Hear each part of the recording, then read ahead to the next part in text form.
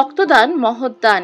রক্তের সংকট নিরসনে স্বেচ্ছায় রক্তদানের মতো এক সামাজিক উদ্যোগ গ্রহণ করেন ৫৮ নম্বর ওয়ার্ড তৃণমূল মহিলা কংগ্রেসের সভানেত্রী নূরজাহান মণ্ডল।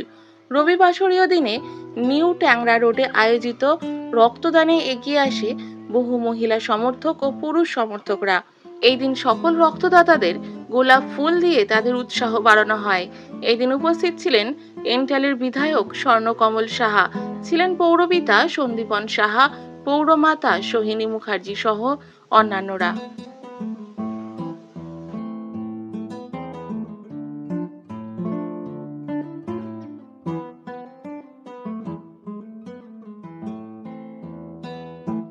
সে রাজনীতি হোক, সামাজিক হোক, প্রতিটি কাজের সাথে মহিলাদের যুক্ত থাকা আমার মনে হয় উচিত, এবং আমি সেই কাজটাই করে চলেছি সকলকে নিয়ে। আমাদের এখানে পাড়ার বহু ছেলেরা, আশেপাশের ছেলেরা, তারাও রক্ত দেয়, মহিলারাও রক্ত দেয়। ওয়ার্ডে একটাই রক্তদান শিবির হয়, প্রতি বছরই আমি করি।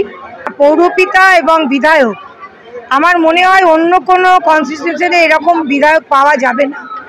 তিনি যেভাবে আমাদের সাথে কাজ করেন, মানে আমরা অভিভূত হয়ে যাই কি একটা বিধায়ক এত মানে জমিতে নেমে কাজ করতে পারে।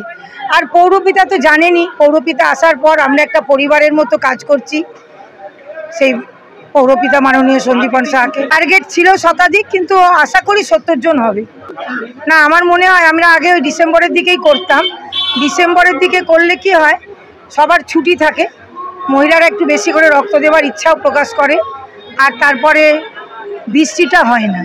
যেটা আগের বছরও আমরা ৮ই সেপ্টেম্বরই করেছিলাম, তখনও বৃষ্টি হচ্ছে।